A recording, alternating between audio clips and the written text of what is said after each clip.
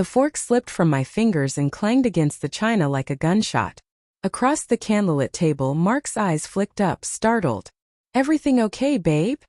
he asked, smiling the same crooked smile that had steadied me through 2 miscarriages and 1 bankruptcy. I nodded, throat thick, and excused myself to the restroom. 12 years of marriage and I still couldn't pee in front of him. The hallway to the ladies' room smelled of truffle oil and old money. My heels clicked too loud on the marble, each step echoing the pulse in my ears. I just needed 5 minutes to breathe, to stop the sudden nausea that had nothing to do with the foie gras. The restroom was empty, mirrors fogged from someone else's perfume. I splashed water on my wrists, watched the droplets tremble like tiny accusations. In the glass, my reflection looked older than 38. Fine lines etched by every sleepless night he'd sworn were just deadlines. My phone buzzed in my clutch. Unknown number. A photo. I opened it. Mark in the dim glow of the restaurant's private alcove, leaning over a woman whose red dress clung like spilled wine. Her hand on his cheek. His mouth on hers. The timestamp. 7:42 p.m. 3 minutes ago. The phone slipped, cracked against the sink. I didn't feel it. I was already moving. The corridor blurred. A waiter tried to step aside. I shoved past, shoulder clipping a tray of champagne flutes. Crystal exploded behind me like ice breaking. I didn't stop. Through the velvet drapes that separated the main dining room from the alcove. Our alcove, reserved for anniversaries. I'd picked the table myself, told the maitre d' it had to be perfect. They didn't see me at first. Mark's back was to me, jacket discarded on the banquette.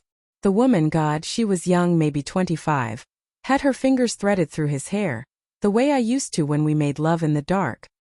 His hand was under the table, hidden, but the motion was unmistakable. I must have made a sound. A choke, a sob, something animal. Mark spun. His face drained of color so fast I thought he'd faint. "Claire." The woman looked up. Recognition flickered, then pity. She knew who I was. Of course she did. I couldn't breathe. The air tasted like copper. "Happy anniversary," I said. My voice didn't sound like mine. Mark stood, knocking over a wineglass. Red pooled across the white tablecloth like blood. "It's not, Claire, please let me explain." Explain. The word cracked out of me, sharp as the broken crystal. "You've had 12 years to explain why you flinch when I touch you. Why you shower the second you get home. Why you stop saying my name when you come." The woman, her name was Lily, I'd learn later, grabbed her purse. "I should go." "No," I said, stepping into the alcove. The drapes fell shut behind me, sealing us in. "Stay. You're part of this now." Mark's hands were up, placating. She works with me. It was a mistake. One kiss. I swear. One kiss." I laughed and it hurt my throat. "You think I'm blind? I've seen the way you look at your phone when it buzzes. The way you angle the screen away. The hotel charges on the Amex you thought I wouldn't notice." Lily's eyes darted between us. "He said you were separated." The words hit harder than any slap. Mark's face crumpled. "I was going to tell you. After tonight. I booked the cabin in Vermont like our honeymoon. I thought if we got away. You thought you could fuck her and then fuck me into forgetting?" My voice rose shrill, drawing stares from the main room. I didn't care. "You thought a weekend of forced romance would erase the way you moan her name in your sleep?" He flinched. "You heard that. Every night for 3 months." Lily stood, smoothing her dress. I didn't know he was lying. Not at first. "Don't," Mark snapped at her. "Don't make this about you." "Oh, it's about all of us," I said. My hands were shaking so badly I had to clench them. "You made it about all of us the second you decided my love wasn't enough." I looked at him, really looked. The man who'd carried me over the threshold of our first apartment, who'd held my hair back when chemo took my mother, who'd cried when I said, "I do." His eyes were red now, pleading. "I love you," he whispered. I never stopped. The words should have soothed. Instead they burned. "Love doesn't lie for breakfast," I said. "Love doesn't hide in alcoves while his wife excuses herself to cry in the bathroom." I reached into my clutch, pulled out the anniversary card I'd written that morning. The one that said, "To 12 more years of you and me against the world." I tore it in half, let the pieces flutter onto the wine-soaked table.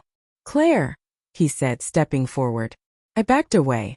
Don't touch me. Don't you dare. Lily slipped past me, heels clicking toward the exit. I didn't stop her. Mark sank onto the banquette, head in his hands. What happens now? I stared at the ruin of our anniversary dinner. The untouched souffle, the champagne gone flat, the red stain spreading like a bruise. Now, I said, I go home. Alone. And tomorrow I change the locks.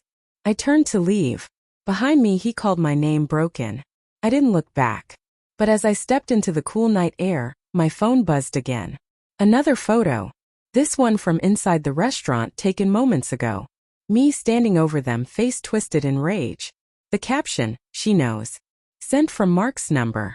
My blood ran cold. He'd planned this. The kiss. The photo. The confrontation. All of it. Why? I looked back through the restaurant window.